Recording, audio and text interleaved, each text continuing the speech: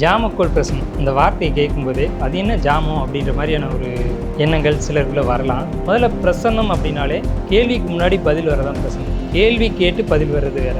அதில் ஜாமக்கோல் பிரசனம் இன்னும் ஒரு படி மேலே. ஒரு தனி நபருடைய கர்மா என்ன, எதனால் பாதிக்கப்பட்டிருக்காங்க, அதனுடைய பாதிப்புகள் என்ன, அதனால் நடக்கக்கூடிய சம்பவங்கள் என்ன அப்படிங்கிற சொல்லக்கூடியதான் இந்த ஜாமக்கோல் பிரசனம். உதயத்துக்கும் ஆருடத்துக்குமான தொடர்பு என்ன, உதயத்துக்கும் கவிப்புக்குமான தொடர்பு என்ன, இதை வச்சு தான் நம்ம கேள்வி எடுக்க போகிறோம். கர்மா அப்படிங்கிறது என்றைக்கு இருந்தாலும் கேள்வி கேட்கும் அப்படிங்கிறதுனா அது ஜாமக்கோல் பிரசனத்தில் மட்டும் தான் தெளிவாக கண்டுபிடிக்க முடியும். ஸோ கர்மாவுக்கும் ஜாமக்கோல் பிரசனத்துக்கும் நேரடியாக எளிமையாக இந்த கர்மா இந்த பாதிப்பு அப்படிங்கிற சொல்ல முடியும். ஆஸ்ட்ரோ தமிழ் அன்பு நேயர்களுக்கு வணக்கம். நம்ம சேனலில் தொடர்ந்து ஜோதிடம், ஆன்மீகம் அப்படின்னு பல இன்ட்ரெஸ்டிங்கான விஷயங்கள் வந்து பார்த்துட்ருக்கோம். ஸோ அந்த வகையில் இன்றைக்கி ஜோதிட ரீதியான விஷயங்கள் பேசுகிறதுக்காக நம்ம கூட மணப்பாறையிலிருந்து ரங்கநாதன் அவர்கள் இணைந்திருக்கிறாங்க. வணக்கம் சார். வணக்கம்மா. தொடர்ந்து நம்ம ஜோதிடத்தில் ஒரு ப்ராப்ளம் அப்படின்னு வரும்பொழுது என்ன மாதிரியான ப்ரிடிக்ஷன்ஸ் மூலியமாக அந்த ப்ராப்ளம்க்கு தீர்வு கிடைக்கும் அப்படின்னு சொல்லி பார்த்துட்ருக்கோம். ஸோ அந்த வகையில் இன்றைக்கி வந்து ஜாமக்கோல் பிரசனம் பார்க்கலாம் சார். ஜோதிடத்தில் எல்லா முறையுமே வந்து சிறப்பு தான். இந்த ஜாமக்கோல் பிரசனத்தில் இருக்கக்கூடிய சிறப்புகள் வந்து என்னென்ன அப்படின்னு சொல்லி தான் இன்றைக்கி வந்து டீட்டெயிலாக பார்க்க போகிறோம். என்ன மாதிரியான பிரச்சனைகளுக்கு இந்த ஜாமக்கோல் பிரசனம் மூலியமாக தீர்வு கிடைக்கும் அப்படின்னு சொல்லி நம்ம நேயர்களுக்காக சொல்லுங்கள் சார். ஜாமக்கோல் பிரசனம் இந்த வார்த்தையை கேட்கும்போதே அது என்ன ஜாமம் அப்படின்ற மாதிரியான ஒரு எண்ணங்கள் சிலருக்குள்ளே வரலாம். ஜாமம் அப்படின்றது பொழுது அப்படின்னு தான் அர்த்தம்.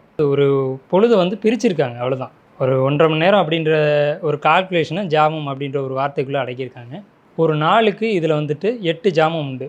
பகலுக்கு 4 ஜாமம், இரவுக்கு 4 ஜாமம், மொத்தமே 8 ஜாமம் தான். ஸோ இதில் 1.5 மணி நேரமாக கிரகங்களை வந்து பிரித்து ஒவ்வொரு கிரகத்தையும் இந்த பூமி சுழலும் போது அந்த கிரகத்தினுடைய ஒரு தாக்கம் இந்த பூமியில் விழுகிற மாதிரியான ஒரு அமைப்பில் இப்போ வந்து ஜாமக்கோல் பிரசனம் அப்படின்ற ஒரு முறையை அமைச்சிருக்காங்க. இப்போ பார்த்தீங்கன்னா இப்போ இந்த நேரம் அப்படிங்கிறது குரு ஹோரை அப்படின்னு நம்ம ஒரு உதாரணத்துக்கு எடுத்துக்கிட்டோம் அப்படின்னா, குருவினுடைய ஒளியானது இந்த பூமியில் நிறைஞ்சிருக்கும். அப்போது இந்த நேரத்தில் நடக்கக்கூடிய சம்பவங்களுக்கும் குருவுக்கும் ஒரு நேரடி தொடர்பு இருக்கும். அவருடைய ஆதிக்கத்திலையும் அவருடைய கண்ட்ரோல் கீழேயும் தான் எல்லாமே நடக்கும். இப்போ உதாரணத்துக்கு குரு ஹோரையில் நீங்கள் ஒருத்தரை சந்திக்க போகிறீங்க. அவர் வந்து பார்த்தீங்கன்னா மஞ்சள் கலரில் ட்ரெஸ் போட்டு வந்திருப்பார். அப்போது இவர் இந்த மாதிரியான ஒரு சூழ்நிலையில் தான் வருவார் அப்படின்றத ப்ரிடிக்ட் பண்ண முடியும். அதே மாதிரி இந்த சம்பவம் இந்த மாதிரி தான் நடக்க போகுது அப்படிங்கிறத ப்ரிடிக்ட் பண்ண முடியும். முதல்ல பிரசன்னம் அப்படின்னாலே கேள்விக்கு முன்னாடி பதில் வரதான் பிரசன்னம். கேள்வி கேட்டு பதில் வர்றது வேறு. கேள்விக்கு முன்னாடி பதில் முந்திக்கிட்டு வர்றதுக்கு பேர் தான் பிரசன்னம் அப்படின்னே பேர். அதில் ஜாமக்கோல் பிரசனம் இன்னும் ஒரு படி மேலே. ஜாமக்கோல் பிரசனம் அப்படிங்கிறது என்னென்னு கேட்டிங்கன்னா, ஜாமத்தை அடிப்படையாக வச்சு நம்ம கணிக்கக்கூடிய ஒரு முறை. இதில் ஏன் நம்ம வந்து ரொம்ப இம்பார்ட்டன்ஸ் கொடுக்குறோம் அப்படின்னு கேட்டிங்கன்னா, பிரசன்னத்தில் நிறைய முறைகள் இருக்குது.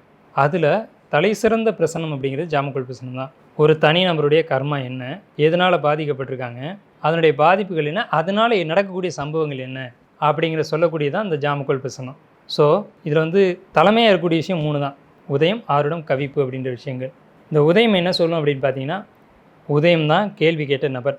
உதய அதிபதி தான் இந்த சம்பவத்தினுடைய போக்கு. இப்போ உதயாதிபதி போய் நல்ல நிலையில் இருக்கார் அப்படின்னா கேட்ட நிகழ்வு நல்லபடியாக நடக்க போகுது அப்படின்னு அர்த்தம். இந்த உதயாதிபதி போய் எந்த பாவகத்தில் வலுக்கிறார் அப்படின்றத பார்க்கணும். உதாரணத்துக்கு தனுசு உதயம் விழுகுது, 8ஆம் இடத்துல குரு உச்சமடைகிறார். பாவம் 8ஆம் பாவம், ஆனால் அந்த உதயாதிபதி வலுத்து இருக்கார் அப்படின்னா ஜாதகர் வந்து போராடி ஜெயிக்க போகிறான்னு அர்த்தம். ஆனால் போராட்டத்தில் இருக்கிறாரு, ஒரு குழப்பத்தில் இருக்கிறார். ஜெயிச்சிருவோமா அப்படின்ற ஒரு குழப்பத்தில் இருக்கார், ஆனால் கண்டிப்பாக ஜெயிப்பார். ஆருடம் என்ன சொல்லுது? ஆருடம் என்பது கேள்வியை குறிப்பிட்டு காட்டும். இந்த கேள்விக்காக தான் நம்மளை வந்து அணுகிறாங்க அப்படின்ற ஒரு விஷயத்த ஆருடம் சொல்லும். இந்த கேள்வி, இந்த சம்பவம், இந்த நிகழ்வு அப்படிங்கிறது சொல்லும். அடுத்து வந்து கவிப்பு. கவிழ்ப்பு அப்படிங்கிறது ஒரு சேதாரத்தை சுட்டி காட்டும், ஒரு பிரச்சனையை சுட்டி காட்டும். என்ன பிரச்சனைக்குள்ளே ஜாதகர் இருக்கிறார் அப்படின்ற ஒரு விஷயத்தை சுட்டி காட்டும். அதோட இந்த சம்பவத்தின் போக்கு வெற்றியை பார்க்குமா அல்லது தோல்வியை சந்திக்குமா அப்படிங்கிற ஒரு விஷயத்த கவிப்பு தான் கையில் வச்சுருக்கோம். ஸோ இதில் வந்துட்டு உதயம், ஆருடம், கவிப்பு இந்த 3 விஷயங்கள் தான் முக்கியம். இது வந்து கையில் தான் கணிக்கணும். ஆனால் இப்போ வந்து நிறைய சாஃப்ட்வேர் வந்துருச்சு. எந்த சாஃப்ட்வேரில் வேணாலும் நீங்கள் போட்டுக்கலாம். ஆனால் கணிக்கக்கூடிய ஒரு திறமை தான் முக்கியம். உதயத்துக்கும் ஆருடத்துக்குமான தொடர்பு என்ன, உதயத்துக்கும் கவிப்புக்குமான தொடர்பு என்ன, இதை வச்சு தான் நம்ம கேள்வி எடுக்க போகிறோம். இப்போ உதயத்துக்கும் ஆருடத்துக்கும் 2, 12 அப்படின்னா அந்த கேள்வி தோல்வி தான் அடையும். உதயத்துக்கும் ஆருடத்துக்கும் 6, 8 அப்படின்னா அந்த கேள்வி தோல்வி தான் அடையும். உதயத்தில் சுபகிரகங்கள் இருந்தால் அந்த கேள்வி நிச்சயமாக வெற்றியை தான் அடையும். உதயத்தில் ஒரு நீச்ச கிரகம் இருந்துச்சு அப்படின்னு சொன்னால் அப்போது பார்க்கக்கூடிய பிரசனம் அப்படிங்கிறது நேரத்தை வீணடிக்கக்கூடிய பிரசனம் தான். உதயத்தில் ஒரு உச்ச கிரகம் இருக்குது அப்படின்னா அப்போதைக்கு பார்க்கக்கூடிய பிரசனம் அப்படிங்கிறது மிக மிக மிக பயனுள்ள ஒரு பிரசனமாக அமையும். ஒரு உதாரணத்துக்கு சொல்லணும் அப்படின்னா, உதயத்துக்கு 4ஆம் இடம் ஆருடம் அப்படின்னு எடுத்துக்கிட்டோம் அப்படின்னா, ஜோதிடத்தில் 4ஆம் இடத்தை பற்றி என்னெல்லாம் சொல்லியிருக்கு அப்படின்னு கேட்டிங்கன்னா, உடல் ஆரோக்கியம், சொத்து, வீடு, மனை இந்த மாதிரியான விஷயங்களை சொல்லியிருக்கு. சொத்து, சுகம், வீடு, மனை இதெல்லாம் சொல்லியிருக்கு. அப்போ அந்த ஜாதகருடைய ஆரோக்கியத்தை பற்றின கேள்விகள் வரும்.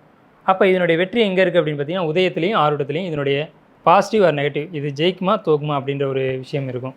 இல்லை இந்த ஜாதகர் வந்து காலம் முழுக்கவே இந்த கஷ்டத்தில் தான் இருக்கணுமா அப்படிங்கிறதும் ஜாமக்கோல் பிரசனத்தில் மட்டும்தான் கண்டுபிடிக்க முடியும். இல்லை இந்த பிரச்சனை உடனடியாக தீரும், இதுலேருந்து வெளியில் வந்துடுவாங்க அப்படின்றதும் இந்த ஜாமக்கோல் பிரசனத்தில் தான் கண்டுபிடிக்க முடியும். ஒரு உதாரணத்துக்கு சமீபத்தில் நம்ம பார்த்த ஒரு பிரசனம் நெஞ்ச வருடக்கூடிய ஒரு தன்மையில் இருக்கும். உதயம் வந்து விருச்சக உதயம். இந்த விருச்சக உதயத்துக்கு கும்பம் ஆருடமாக விழுந்தது, கவிப்பும் ஆருடமாக விழுந்தது. ஸோ ஆருடத்தை கவிச்சாச்சு, சதயம் நட்சத்திரத்தில் விழுந்தது.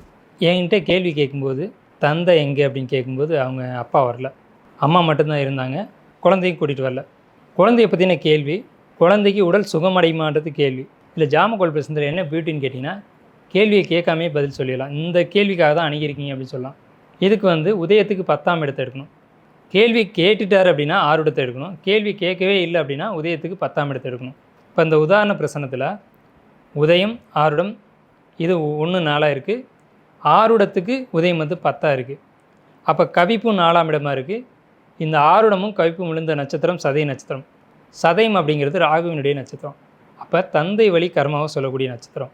அப்போ இந்த குழந்தை தந்தை வழியில் அவங்க முன்னோர்கள் செய்த எல்லா பாவங்களையும் அந்த குழந்தை தன்னோட தலையில் ஏற்றுக்கிட்டு அணுவிக்க பிறந்த ஒரு பிரசன்னம் அப்படிங்கிறது நல்லபடியாக தெரிஞ்சு போச்சு. ஆனால் இதில் அந்த குழந்தை வந்து மீண்டு வருமா அப்படின்ற ஒரு கேள்வி வைக்கும்போது உதயத்துக்கும் ஆருடத்துக்கும் ஒரு சுபமான ஒரு தொடர்பு இல்லை அப்படின்றதுனால அந்த பிரசன்னம் வந்து இந்த குழந்தை கர்மாவை அணுவிக்க வேண்டிய குழந்தை, ஆனால் இதை மீறி ஏதாவது ஒரு பரிகாரம் இருக்கா அப்படின்னு நம்ம பார்க்கும்போது கண்டிப்பாக தீர்வுகள் இல்லாத பிரச்சனமே இல்லை, தீர்வுகள் இல்லாத பிரச்சனையே இல்லை.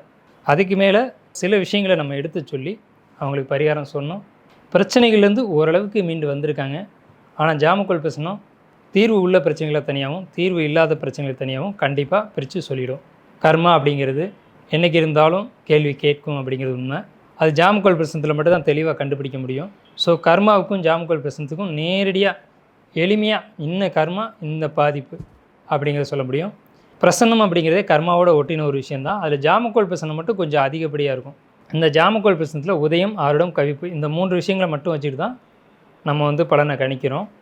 ஸோ இதில் வந்து நம்ம ஒரு உதாரணமும் கொடுத்துருக்கோம். இப்போது பிரசனம் பொறுத்த வரைக்கும் ஒருத்தர் வந்து ஒரு கேள்வி தான் கேட்கணும் அப்படின்னால சொல்லுவாங்க. ஸோ ஜாமக்கோல் பிரசனம்லேயும் அப்படி தானே ஒரு கேள்விக்கான பதில் தான் இதில் கிடைக்குமா, இல்லை அடுத்தடுத்து துணை கேள்விகள் வந்து கேட்கலாமா? இல்லை, கண்டிப்பாக துணை கேள்விகள் இருக்கும், துணை கேள்விகள் கேட்கலாம். ஏன்னு கேட்டிங்கன்னா ஆருடம் அப்படிங்கிறது மாறிக்கிட்டே இருக்கும். ஒவ்வொரு 5 நிமிஷத்துக்கு ஒரு முறை ஆருடம் மாறிக்கிட்டே இருக்கும். அப்போ ஒவ்வொரு 5 நிமிஷத்துக்கு ஒரு முறையும் கேள்விகள் மாறிக்கிட்டே இருக்கும். கவிப்பு இந்த ஆருடம் மாறும்போதெல்லாம் கவிப்பு மாறிக்கிட்டே இருக்கும். அப்போ கவிப்பு மாறும்போது கேள்விகளும் மாறிக்கிட்டே இருக்கும். ஒவ்வொரு 5 நிமிஷத்துக்கு மட்டும்தான் ஒரு கேள்வி நிற்கும். அந்த 5 நிமிஷம் கடந்த உடனே கேள்விகள் மாறிக்கிட்டே தான் இருக்கும், பதில்கள் மாறிக்கிட்டே தான் இருக்கும், பலன்களும் மாறிக்கிட்டே தான் இருக்கும். ஸோ ஏன்னா ஜாமக்கோல் பிரசனம் மூலியமாக ஒரு பிரச்சனைக்கான தீர்வுக்கு வராங்க அப்படிங்கும் பொழுது அவங்களுக்கு அது யூஸ்ஃபுல்லாகவே இருக்கும் ரொம்பவே. ஏன்னா ஒரு கேள்வியோட நின்றுடுமா, இல்லை பல கேள்விகள் இதில் கேட்டு ஆன்சர் தெரிஞ்சுக்கலாமா அப்படின்னு இல்லைங்க, அப்படி இல்லை. ஒவ்வொரு 5 முறைக்கு ஒரு தடவை 5 நிமிஷத்துக்கு ஒரு முறை கேள்விகள் பலன்கள் மாறிக்கிட்டே இருக்கும். ஆனால் கர்மா அப்படிங்கிறது ஒரு முறையில் காமிச்சிடும். அதுக்கு பிறகு கர்மாவை நம்ம ஜெயிக்க முடியுமா முடியாதா அப்படின்னு நம்ம எடுக்கும்போது ஒவ்வொரு 5 நிமிஷத்துக்கு ஒரு முறை ஆருடம் கைப்பு மாற்றி நம்ம பலன் காணிக்கலாம். இதில் வந்து ஜாமக்கோல் பிரசனத்தில் ஒரு வருடத்துக்கு ஒரு முறை தான் ஜாமக்கோல் பிரசனம் பார்க்கலாம், அல்லது 6 மாதத்துக்கு ஒரு முறை தான் பார்க்கணும். எதனால் சார், ஏதாவது ரீசன் இருக்கு? அது கர்மா தான். கர்மா ஒரு 6 மாதம் அல்லது ஒரு வருடத்துக்கு ஒரு முறை தான் மாறும். ஏன்னா நம்ம தலையெழுத்துன்னு ஒன்றோட தான் பிறக்கிறோம். இடையில நம்ம செய்யக்கூடிய பாவ புண்ணியங்களுக்கு ஏற்ப அந்த பலன்கள் மாறிக்கிட்டே இருக்கும். அதனால் ரொம்ப சிறப்பாக வந்து ஜாமக்கோல் பிரசனம் பற்றி ரொம்ப டீட்டெயில்டாக வந்து சொல்லியிருக்கீங்க. ஏன்னா இது நிறைய பேருக்கு வந்து தெரியாது. இப்போ ஜாதகம் மூலியமாக ஒரு பிரச்சனைக்கான தீர்வுக்கு போகிறாங்க, அதுலேருந்து அவங்களுக்கு சொல்யூஷன் கிடைக்கல, என்ன பண்ணுறது அப்படின்னு ரொம்ப தவிச்சிட்டு இருக்கவங்களுக்கு இந்த ஜாமக்கோல் பிரசனம் வந்து ரொம்ப ஒரு நல்ல விஷயமா இருக்கும். ஸோ இதில் அவங்க என்ன பிரச்சனைன்னு தெரிஞ்சுக்கிட்டு அதற்கான தீர்வும் தெரிஞ்சுக்கிட்டு அதை எப்படி பண்ணணும், சரி பண்ணணும் சொன்னீங்க. நான் அந்த உதாரணத்திலே சொல்லியிருந்தேன், இது தந்தை வழி கர்மா அப்படின்னு சொல்லியிருந்தேன். அப்போ யார் செய்த கர்மா, என்ன கர்மா, அதுக்கு என்ன தீர்வு, அந்த 3 விஷயந்தான்.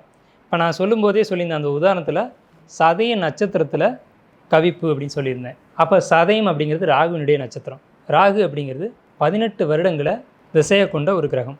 அப்போ 18 அப்படிங்கிற எண் வந்து யாரோட எண் அப்படின்னு பார்த்தீங்கன்னா 18 படிகளை கொண்ட கோயில் எது உங்களுக்கு தெரியும்னு நினைக்கிறேன், அதனால தான் கேட்குறேன். ஐயப்பன். 18 படிகளை தான் உங்களுக்கு தீர்வு இருக்குது. ஸோ அப்படி தான் பலன் எடுக்க முடியும். ஓகே.